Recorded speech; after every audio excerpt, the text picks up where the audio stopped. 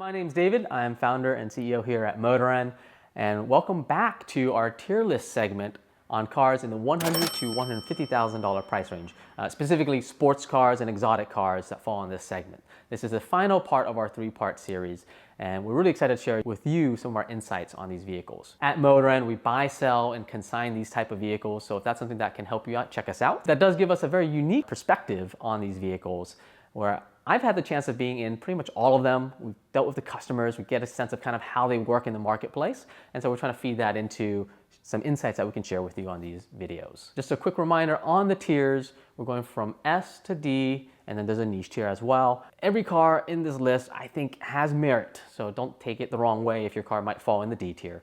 But ultimately, S tier are cars that we're seeing are holding value or potentially may go up in value and are very good cars, very good drivers, and very enjoyable. A tier cars, maybe just a hair below that, but still excellent cars by all rights.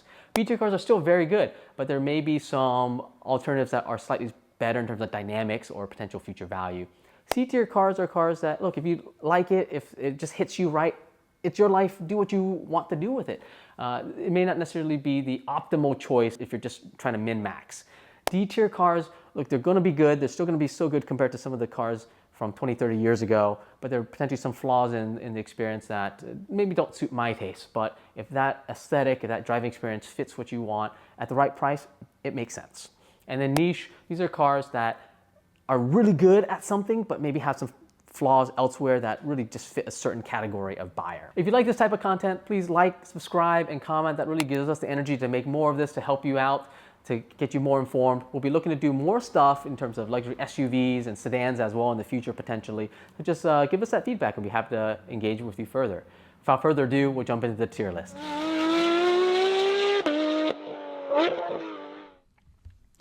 All right, we're gonna dive into part 3 of the $100,000 to $150,000 tier list for used sports and exotic cars, specifically looking at these from a perspective of aesthetics and presence, the driving experience, the track capability, what we've heard about reliability, especially for some of the newer vehicles, and then value in terms of what we've seen happening with those cars in today's market and where we think they may trend both in the short term and the longer term as well. I think we have a unique perspective here because I've had a chance to be in pretty much all of these cars and we've engaged with customers who've been looking to buy these, and we have a sense of kind of what's been happening with them. Now we're rating them from S to D, and I do want to caveat this is a matter of opinion. Every car, you know, it has its own merits and can be great and can be a joy for the right owner. And so if it's a car that really sings to your soul, that really fits your needs or desires at the right price, it can very much so be the right car. But this is just a list of kind of what I would want to have in my garage and what I would look forward to the most. So last time we left off with the 2018 to 2022 Mercedes-AMG GT-R. We didn't talk about the C or the S with the base because those aren't over 100K anymore, but the R is. And now we'll talk about its successor, the 2024 to present AMG GT Coupe 55 and 63. Now, both of these are powered by a 4.0 liter V8 twin turbo, and it's giving you 469 horsepower in 55 and 577 horsepower in 63. Aesthetics and presence wise, the coupe against the old outgoing AMG GT, there are a lot of similarities. Mercedes definitely looked to keep a lot of the same body lines going on. There are a couple of awkward locations I would point out. I think the very front of the hood has this weird kind of drop off angle that looks a little bit odd to my eye. Maybe it'll grow on me, I'm not sure. But I think something related to pedestrian safety perhaps, or something like that. Other than that, it looks pretty good through most angles. The rear is stretched out a little bit to give it a 2+2 now. So the AMG GT now is a 2+2 and has a second row, whereas the outgoing AMG GT was a pure 2-seater. The interior is majorly upgraded. The leather is fantastic. Infotainment is significantly upgraded. Now you have all LCD screens or LED screens across, and it's all touchscreen now instead of having the knob. The Burmester sound system is great. It's a great interior to be in. It's very comfortable, and I think that's kind of speaks to where this car really is. It's really no longer the AMG GT sports car. It's actually more of a grand tourer. And even though Mercedes tries to sell this as a successor to the AMG GT, it really isn't. I mean, the biggest thing about it is you're going from a 3,600 pound car, which is decently weighted for a sports car, not the lightest but not the heaviest, to a car that is now 4,300 pounds, 4,343 pounds to be exact, or at least that's what Google tells us. That's heavy. That is 3 grown adults or two very large grown adults sitting on your outgoing AMG GT, you're losing a lot of performance of that. The main thing is you actually have a significant change in chassis, whereas AMG GT was based off of kind of like a derivation of the SLS chassis, and in some ways a derivation of the Viper chassis from Daimler and Mercedes' Daimler Chrysler years. This is actually based off of the SL chassis, and I think what's really happening here is Mercedes said, hey, we don't want to have an S-Class separate from an AMG GT, so can we have our cake and eat it to make one platform that sells to the performance people as well as the luxury people and call it the AMG GT, because the sporty name will sell better than the pure luxury name. And we're going to keep the SL convertible as a separate car, and we'll talk about that in a second, but that'll have the convertible lineup, but it'll be effectively the same car, just with the top chopped off. There's a bit of that going on, but inherently this is not the outgoing AMG GT anymore. It's just not a sporty. So in terms of driving experience, it's much more of a S-Class in terms of how I think about it, or a hardtop SL, if you want. That's actually exactly what it is. Track capability wise, it is possible. I wouldn't take it. It's so heavy. There's a lot of other choices that you would take out there, but it does have a lot of power. It is still relatively athletic and nimble for what it is, but I think there are some better choices out there. Reliability wise, we'll see. Modern Mercedes products are all right. The electronics, again, on these European cars can go out and be finicky. Value wise, I think this is the thing that's really going to hurt it. We're seeing these prices dropping significantly and relatively rapidly. I think there's an issue where the customer set is realizing this is not what they're expecting, perhaps. You are used to buying an S-Class, then you buy the S-Class Coupe, or you're used to buying the AMG GT and you're buying that more sporty, athletic, kind of Viper-like car. And that's not what this is in either way. And so people are getting confused. And I think that is reflecting on the secondary market. I do think in the short term, these will depreciate. I don't know if these long term are going to be a valuable vehicle either. I think the outgoing AMG GT is now somewhat protected because of this as well. Overall, it's not a car for me. I think I'll put this in D tier. I would prefer to the BMW M8. I find the AMG GT very comfortable, but I would move on from it. Moving quickly into its four-door variant, so the 2020 to 2024 AMG GT sedan, 43, 53, 63, 63S, a lot of variants. These are selling anywhere between $60,000 to $190,000. I'm going to lump these all together because we're kind of covering all. It's all about the same except for the difference in powertrain. A lot of different engine options, 3.0 liter, 6 cylinders to the same 4.0 V8 twin turbo engine that we just talked about. Power from 429 all the way up to 630. I do think it makes a little bit more sense in the four-door. I'm not a huge fan of the aesthetics of the four-door. Ultimately, I'm not a huge fan of the Panamera nor of the AMG GT sedan, but I get it. I could see myself in one, so I don't hate it. They're very comfortable. They are more sporty than your E-classes, and I do appreciate that about the vehicles. The interior is great. Look, the modern Mercedes interior, I think, is second to none. I think it's just the best interior to be in, the best cockpit to be in terms of pure comfort, and you're not feeling overly soft or coddled. I think they do a good balance of giving you enough athleticism while delivering ultimate luxury in terms of how everything feels. I applaud them for that. Driving experience in the AMG GT sedan, look, it is a sporty sedan. It's not a sports car. It is a sporty sedan. It is also very heavy, but it is fun to drive for what it is. I think, again, this is a little bit more honest in that, like, you know, you're getting into a heavy, larger vehicle with some athletic roots, and that's fine. Track capability, again, same thing. There's a lot of other better choices. You could take it out there. You will probably beat the Subaru BRZs out there, but you know, it's just better choices. And reliability-wise, same notes on that. Value-wise, I think these are depreciating as well. It's interesting. Most of the time, you find the coupes holding up better than sedans. I think in this case, though, we're seeing good value and resistance to depreciation at around the $100,000 mark for the upper trim levels of these sedans. I think that people appreciate them for what they are, but they are going to be a depreciating vehicle. They're not going to be a long-term value holder or anything super special like that. So do get into knowing what you are getting into. Ultimately, because I feel like this car is a little bit more honest, a little bit more what it really is, I'm going to put this in the B tier. This is a car that, like, hey, look, if I want something sporty, four-door, that's moving the kids around, like, I would look at this. I'd probably put it, you know, if it was my money and I had to make a choice, I'd probably put it somewhere in the B tier. I'd probably prioritize it definitely over the M3. And then we will next have the SL convertible. Now we kind of touched base on the AMG GT. Again, the SL is basically the convertible version of the AMG GT now, because they're on the same chassis. It is effectively the same car. The 43, 55, and 63, these are selling between 90 to 200K. I think there's a special edition variant that's selling up to 200K, which I think is absolutely crazy. It just doesn't seem like it's that special. The SL convertible Mercedes don't tend to be the collector items, and it seems like a bit of a cash grab from Mercedes. It's powered by either a 2.0 liter four-cylinder at the lowest trim, the 43, up to that 4.0 twin-turbo V8 that we just talked about. 375 horsepower up to that same 577 horsepower that you get across the entire lineup. With this car, you know, same notes across the board, interior, all that stuff. It's the same thing. They're all the same car, except just slightly different flavors of the same car.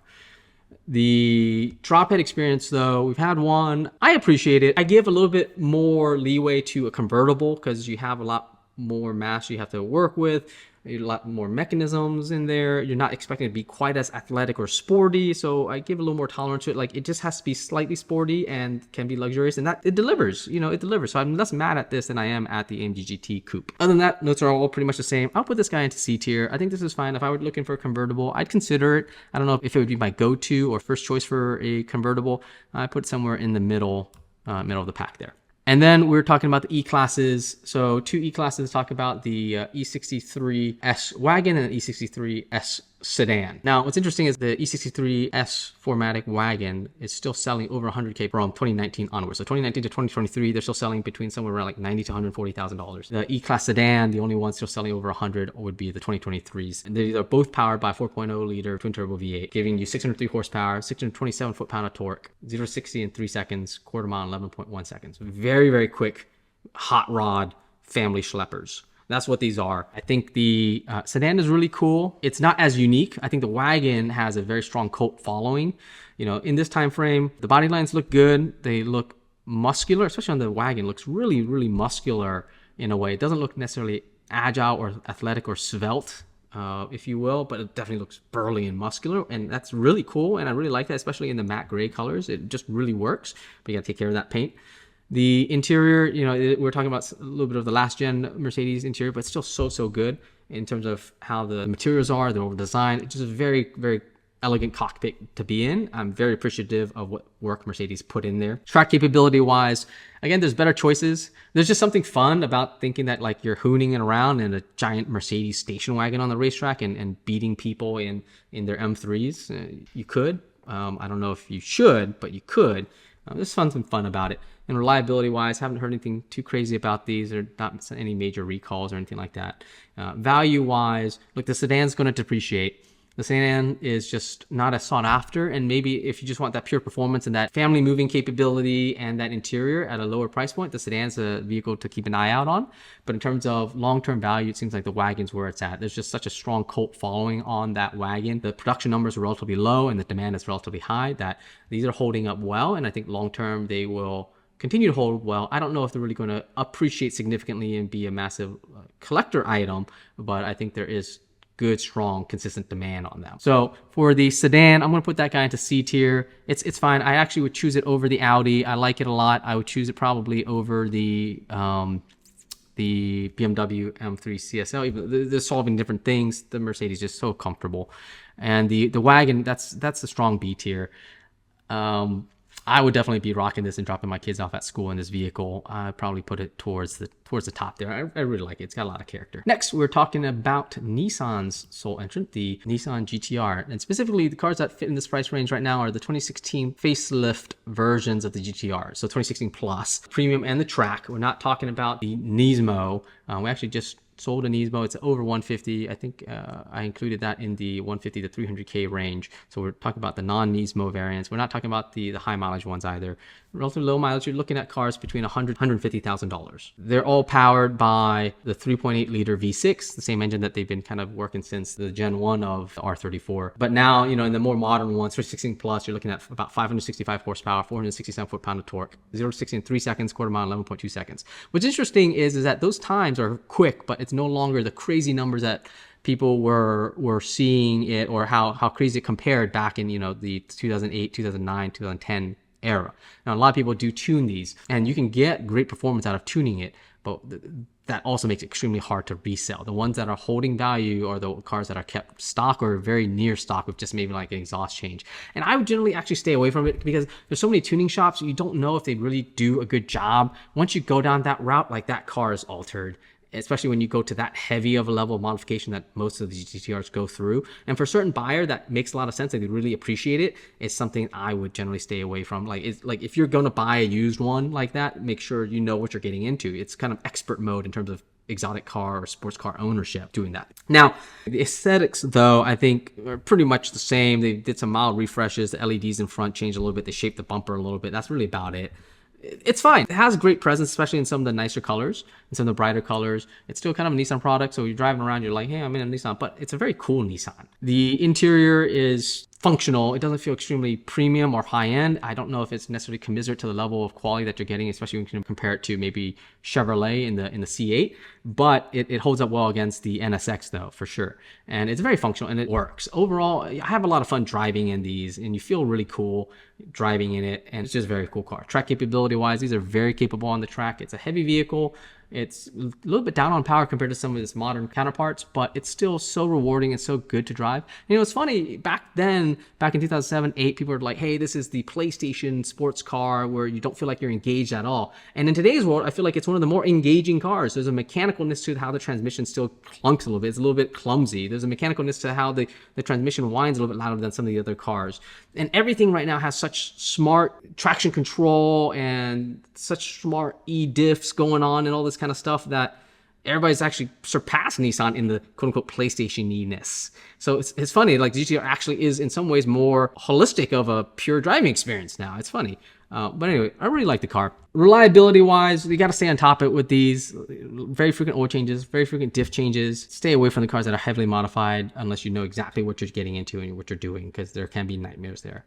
Value-wise, these are amazing. They are holding value so well. 2016s are still selling over 100K with low mileage, which is absolutely bonkers for what it is. And I think longer term, these will continue to hold value. I don't necessarily know if they're going to go up significantly, but they're going to continue to hold value. There's some special editions coming out, like the T-Spec, that might have a long-term opportunity to appreciate and be a sought-after collector item. Overall, very cool car. You get one, you can enjoy it. You're not going to take too much of a hit. It's very fun.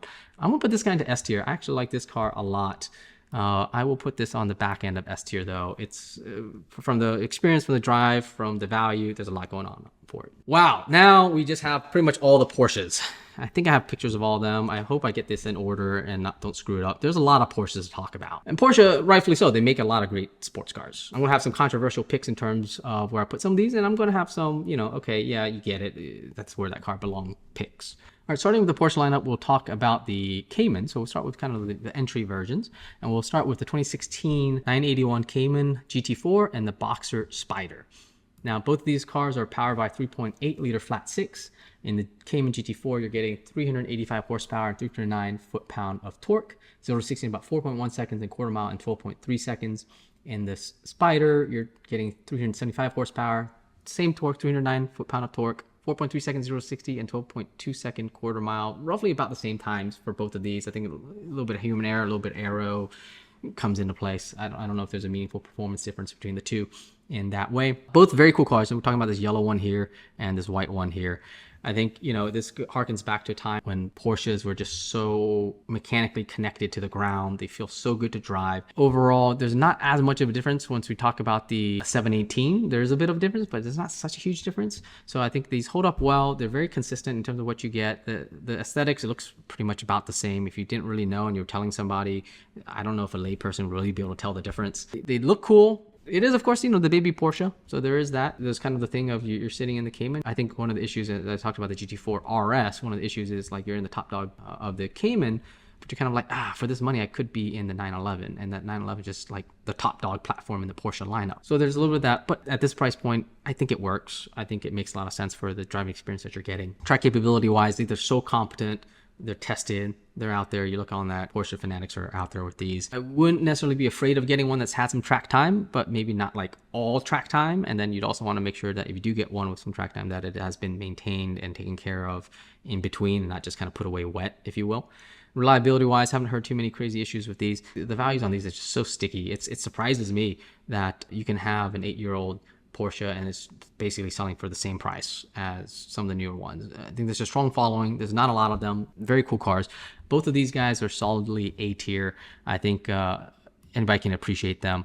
I would have them over the McLaren just because they're a little bit more reliable, a little bit easier to live with. You get a lot less performance, but it's very competent and you feel like using something professional as you're driving as opposed to just like a crazy fast toy rocket ship. Next, we'll talk about some of the two newer variants. So now we have the 718 GT4 and the 718 Boxster Spider. Both of these are powered by a 4.0 liter 6-cylinder, putting out 414 horsepower and 309 foot-pounds of torque in the Spider and 317 in the GT4. I don't know why there's a difference, but there is. 0 to 60 is coming in at right about 3.6 seconds, so about a half second quicker than the outgoing GT4 and Spider combination, and the quarter mile in about 12 seconds, so just a hair faster. It's a nice upgrade across the board. I think it's effectively how I think about it. You know, if you blindfolded somebody and you had one try 981 over the 718, they weren't a car person, they may not even really be able to tell much of a difference. Infotainment's, you know, slightly more updated in a more modern Porsche system, but it's not anything super fancy. You know, Porsche is very much so focusing on the basics of the fundamentals of a high quality car. It's interesting, you know, at this price point, you're getting a lot less tech, a lot less gee-whiz stuff than Chevrolet. In the Chevrolet Z06, Corvette Z06, you're getting so much for your money there. The Cayman doesn't compare at all. But I think what you get with the Cayman and with the 718 Boxer Spider is a purity of the driving experience. You get a purity of that you feel more connected, it feels more agile, and that's what you're paying for. I think overall, I'm a big fan of GT4. I want to put this guy into A tier as well. I don't know if it's a huge step up over the last one. It's a little bit pricier, but these are holding value so well, like it's just going to stay where it's at. I'm not too worried about it. If in my would you rathers, I would take the newer one over the older one, so I'll put it slightly higher in my ranking here. And definitely I'd say get one with the buckets, if you will. The comfort seats are fine, but buckets kind of make the car. Carbon ceramics, I could take them or leave them. It adds value. You know, if you're going to track it, then you want the Steelies anyway, unless you just want to, you know, you have unlimited money. In that case, then why aren't you in a 911 GT3? And then the Spider, I'm actually going to put the Spider higher. I'm going to put the Spider in S tier. I like the Spider a lot. I think part of it comes down to, at this price point, the Spider really captures that purity of the driving essence. I like the extra horsepower over the outgoing Spider. I like the slightly updated infotainment over the outgoing Spider. It doesn't compare or hold a candle to the Corvette in terms of performance. But again, that pure driving experience is so good. I would get one with the comfort seats. I would get one stick shift, and I would just have a really, really fun time going through the canyons. This isn't a car I necessarily take to the racetrack to get the absolute last lap, but in terms of like, hey, you got a couple hours free on Saturday morning and it's early and you go out there, there's low traffic, like this car is all the fun out there. Like you're not going light speed, but you're having so much fun driving this, clicking into gears, and it's comfortable getting in and out of. It feels lightweight, feels like everything it needs to be. S tier for me. All right, we're going to finish up with the 911 lineup from Porsche. These all look very similar, so I'm going to actually break down the timestamps a little bit here to cover the exact model so you know where we're placing each one of these. They all look very similar. They're 911s. There is enough difference between them that it's worth talking about them, and Porsche people are so fanatical about each of their specific trims and stuff like that that it's worth talking about. But you're going to have to take my word in terms of like the image you're seeing and what I'm putting up here. So we'll start with the 2012 to 2016 991.1 911s. We're not going to go too much older. We can get super old and have all kinds of 911s. We're not going to do that. We're going to do 12 and up here. The 991.1S, these are still selling close to about 100 on average. So we're seeing them range between $80,000 to $130,000. This is for any of the S variants, coupe, cab, all-wheel drive, rear-wheel drive, whatever have you in the middle. Powered by 3.8 liter flat six. 395 horsepower, 325 foot-pound of torque, 4.1 second, 0 to 60, 12-second quarter mile. Very quick cars, very, very engaging to drive. Quintessential 911. This is kind of like what a lot of people think about in terms of 911. The interior infotainment is very competent, very professional, very functional. It's nothing super fancy. The Bose sound system upgrade that you can get is, it's okay. It's not a great sound system. It's not Mercedes, but it's fine. I would potentially consider like not getting it and then upgrading it yourself or something like that. The Bose is just, it's just meh. But the driving experience is great. It's like a great everyday sports car. You feel good driving it. You can go anywhere. People see, hey, look, you're in a 911. Cool, good for you. You know, they're not hating on it. At the same time, it does have some panache. It does have some class. It has some presence. It's a fun drive, and you get all the dynamics that you really expect in the S format already, and you have plenty of horsepower. Almost 400 horsepower is plenty quick. Track capability-wise, the entire 911 lineup is just so competent. I think there is a thing where, again, as I talked about the BMW M3, M4, at this price point, why aren't you just getting a 911? I think it just makes a lot more sense almost to kind of step into a 911, and especially for how well they hold value and how reliable they are. Reliability-wise, they're fine, but I think that what really makes it is they're relatively easy to work on. Porsche technicians may charge a lot, but they're relatively straightforward to work on and fix. So there's that. And value-wise, I think they've been pretty stable at this price point, $80,000 to $130,000. The entire 911 lineup like tends to be pretty stable in terms of what you're getting, as long as the quality is good and the mileage is reasonable. I'm going to put this guy solidly into B tier. It's a very good car. I don't particularly love it in terms of like the performance at this level. I'd probably save on pennies, get something else, but it's a high quality car, so don't take B tier the wrong way. I would put this kind of, at least for my taste, kind of towards the back end of B tier. I might pick something else, but it's very fun, and I think for everyday usage, it makes a lot of sense. All right, next we'll talk about its slightly bigger brother, the GTS. Basically same car, except for a little bit more power. These are selling between $90,000 to $140,000, so about $10,000 more in terms of like for like over the S. And with that, you get a little bit of a bump in horsepower. You go from 395 horse to 424 horsepower, and same torque. 0 to 60 falls by about 1/10 of a second, and quarter mile falls by about 2/10 of a second, down to 11.8 seconds. So a little bit quicker across the board, which is nice. You know, more is always better. Why not? And for 10K, you know, if you're the type who's going to be buying exhaust and stuff like that anyway, you know, that's about what you're going to be spending to get that same amount of horsepower. So you already get that from the factory in the GTS. And you get the GTS badge. I think it's a nice car. You also get it in the wide body format, so you get a little bit of a wider vehicle. In the later iterations, the GTS stands out less from that, and there's less of a thing, but in the 991.1, you do get the GT3's wider body from that, and so that does make sense in terms of looking at the GTS. So there's a lot to get from it. The rest of the notes are all pretty much the same. It's very track capable, it's a very good car, yada, yada, yada, same thing. I'm also going to put this into B tier, but on the higher end of B tier, I would choose the GTS over the S.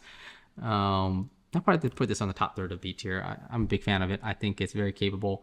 I look for one maybe with the front axle lift. Especially if you have the PASM, it kind of lowers the ride height a little bit where you're scraping a lot. And yes, the front axle lift kind of adds weight, but look, 20, 30 pounds or whatever, it's not going to make a big difference in the grand scheme of things in terms of what you experience. Like, you won't notice it at all, but your liking of the driving experience of not grinding everywhere you go is going to improve significantly. Quality of life improvement is massive. You know, I don't think anybody's doing any Michael Schumacher lap setting that it's going to make any dang difference. So get the front axle. Then we're going to talk about the 991.1 Turbo and Turbo S.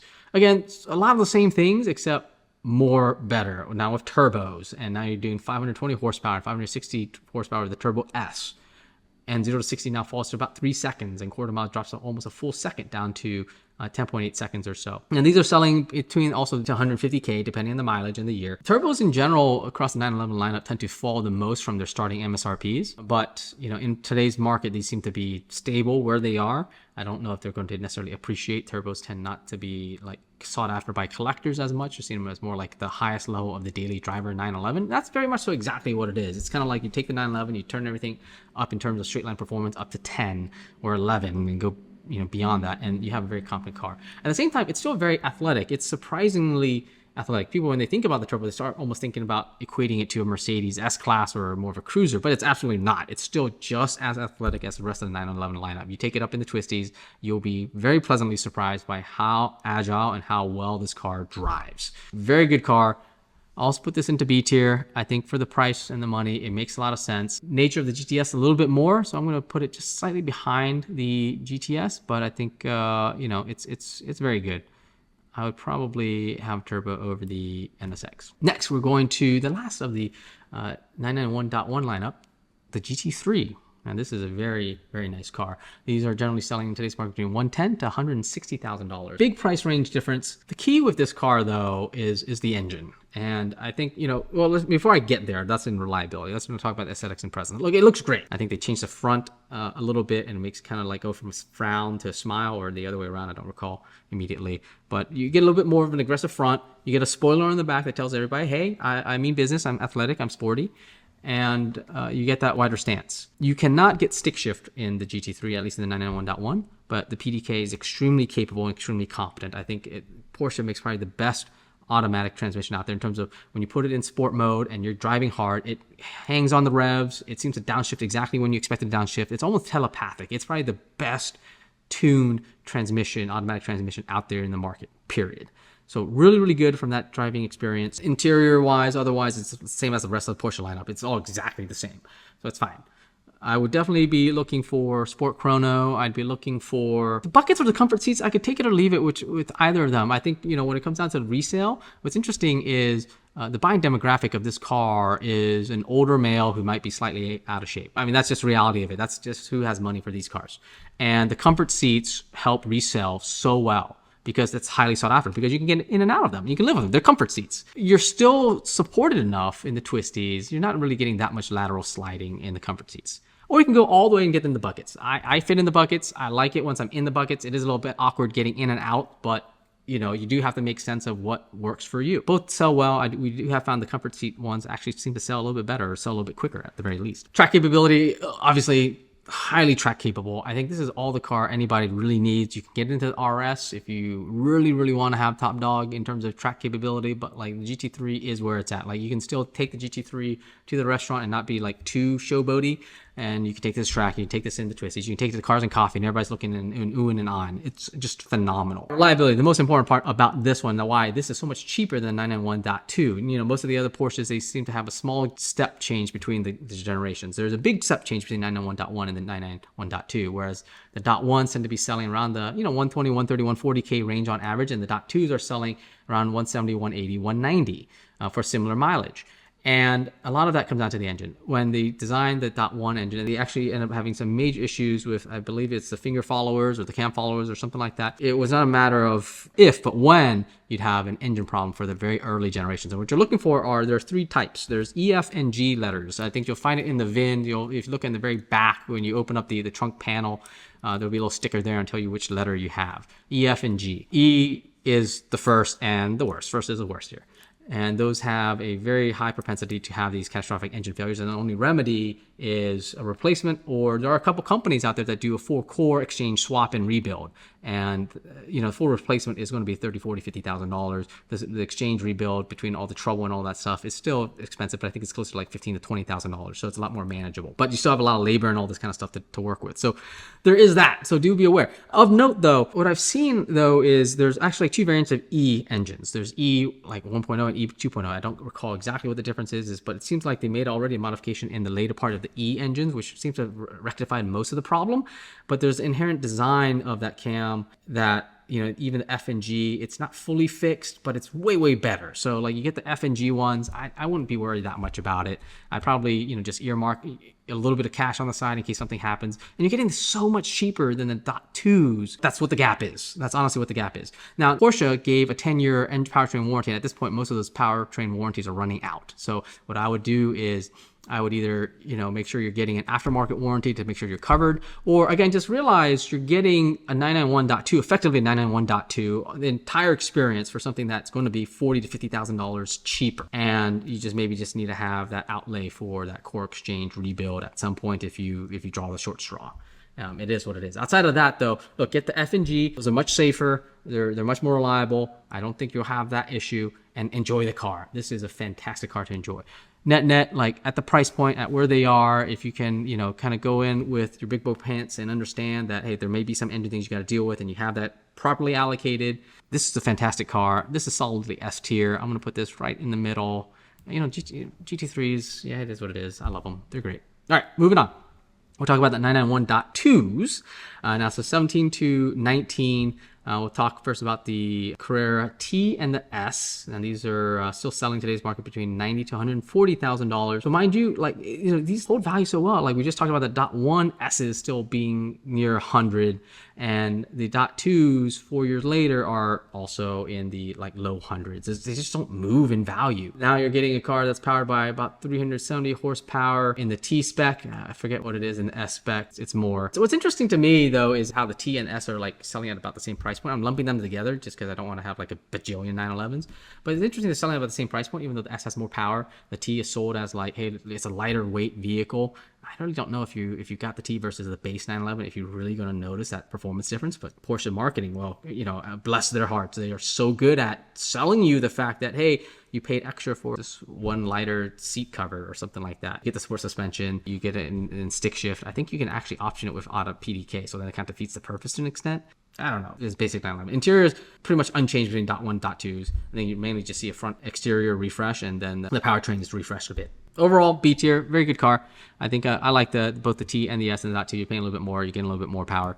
That's really about all there is to say about that. Somewhere in the middle here. It's fine. Going into its slightly bigger brother, the 991.2 GTS. Now these are selling between $100,000 to $160,000 in today's market.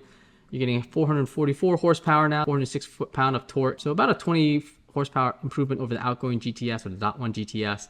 and times fall to 3.5 seconds in 0 to 60 and 11.9 second quarter mile. Same notes as before. Basically the same car, just a little bit more power. I think of it literally exactly the same because you're paying a little bit more for it. So there's not enough of a difference where I'm like, oh, this is meaningfully a better car. It's a slightly better car. You get a little more power. You got to spend a little bit more money. And then the 991.2 Turbo and Turbo S. Now these are selling between 120 to 180K in today's market. You know, you're getting 540 horsepower in the Turbo and 580 horsepower in the Turbo S. So you're getting to the point where like it really starts feeling like it's supercar territory in terms of written down horsepower. These always perform better than what the horsepower would imply. Like the 0 to 60 is always super quick. On the Turbo S, it's 2.7 seconds for 0 to 60, which is as quick as some of the other cars that have 600, 700 horsepower, which is crazy. It's partly the weight distribution. Partly it's maybe, you know, Porsche always actually provide more horsepower than they write. And the quarter miles in about 10.7 seconds. I mean, that's in line with the McLarens that have more power and are honestly lighter. But it's an all-wheel drive system. It's that weight distribution, getting all that grip from the dig. It's a great car. These seem to have stabilized as well. You know, again, for the most part in the entire Porsche lineup, it's kind of like the prices are in a pretty good place. They don't really appreciate that much. There's not that much room for appreciation unless you're getting some of the actual special ones like the GT3s that are highly sought after. Turbos are fine. Get one that's in good shape at a good price. Just go out and enjoy it. A tier. I think I like this car. I like the .2 turbo, especially at the price point. Put it somewhere in the middle. Oh, it's a tough one. Would I choose it over the Aston? I would. Oh, I like the V12 in the Aston though. I'd probably choose the Porsche. It's just so easy to live with on a daily basis. You just go somewhere people don't even like, you know, they know, they're like, oh, hey, look, he's got money, he's got a Porsche, but at the same time, they don't even really like look at it that much. So they're not hating on you or anything like that. All right, moving on. The 2020 to the 2024 992.1. So this is our only 992.1 entrant in this price range. The 992s are just so pricey, but they offer so much in upgrade over the 991s. Like infotainment, everything's changed so much. So the base Porsches and the S's are selling in the 90 to 150K price range. So pretty wide span. We're going to lump them both together.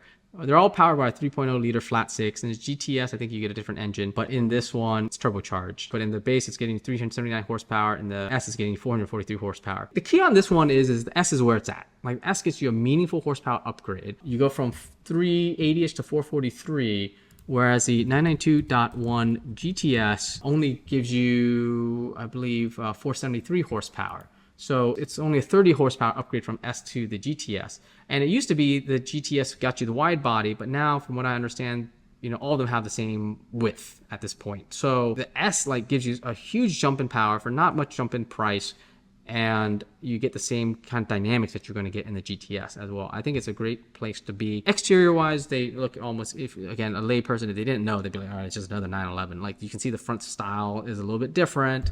The rear, it's a little bit wider, but for the average person, they're like, oh, it's the same car.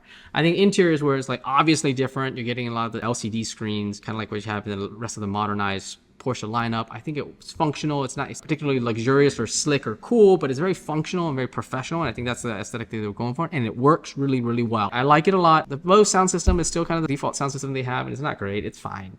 It's nothing to write home about. Look, it's a great everyday, daily, very capable sports car. That's what it is. And that's exactly what they do. Track capability wise, still very competent, very capable. Reliability wise, still very good. And value wise, still holding up very well in terms of the sports cars. These just don't depreciate. Like they do a little bit, but compared to like the Astons, they effectively don't. So that's fantastic. A class for these guys. I'd really look at the S in terms of like the best buy of the lineup. Probably right there, somewhere in the slightly upper end of A. And then the last one, talking about the Shelby Cobra, 1965 Shelby Cobra, but not specifically talking about that one in particular, but we're talking about all the kit cars that are being made. Backdraft, for example, does a really great job, and they have a variety of options. And, you know, low mileage, newer ones are selling between $90,000 to $150,000, depending on what engine treatment you had, what interior treatment you had. All kind of horsepower choices. We had one of these, super cool. This will be a niche tier entry. Like when we talk about aesthetics, it looks so cool. Presence is absolutely fantastic. Turns heads everywhere you go. Everybody's like, whoa, that is very unique. Driving experience, look, you're gonna die. When you drive this, you'll probably die. It's just there's almost like no safety. You're going back to the 1960s in terms of what people thought of as safety. Even in the rest of modded versions, you have better brakes, but like your structure, your protection, all that, they're not there on this car. So be warned. We've sold a couple, and one of them has been totaled at this point. So luckily, the customer is still with us and still buying cars from us. But be careful. Be careful with these. That's all I got to say. Track capability wise, I think these dynamically are challenged They're more for the coolness factor. I think in the right hands, they can be a lot of fun, but just be very, very, very, very careful. I cannot stress that enough with these cars. Like the Dodge Viper feels like it's going to bite you. This takes that and multiplies it by 10, maybe 100. Reliability wise, I've got no idea. These are probably not that reliable. Make sure you have a good mechanic, make sure you know what you're getting into. And value wise, these seem to actually resell well. Like you get a good build, like they seem to consistently trade. Now it may take a little bit longer to sell them, but they're so cool that they seem to be reselling well. Overall, very solid entry into the niche tier, a very unique car. And so that ends the entirety of kind of how we're tiering these cars. Looking for kind of a normal distribution across the board. Look, there's going to be some winners, some losers in this group. Again, all of them are really cool cars, all have their own merits. Love to hear your comments in terms of where you think your opinions may differ and if there's other points to add on. And then if you'd like to see more, let us know.